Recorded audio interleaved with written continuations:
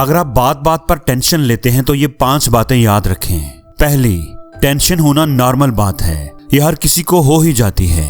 दूसरी बात, आपको आज में अपना फोकस लाना है, अभी में अपना फोकस लाना है, क्योंकि ज्यादातर टेंशन्स या तो गए हुए कल की होती हैं और या फिर आने वाले कल की होती हैं। तीसरी चीज, आपको पॉजिटिव आउटकम के बारे में सोचना है कि सब कुछ अच्छा होने वाला है, टेंशन की तो कोई बात ही नहीं है।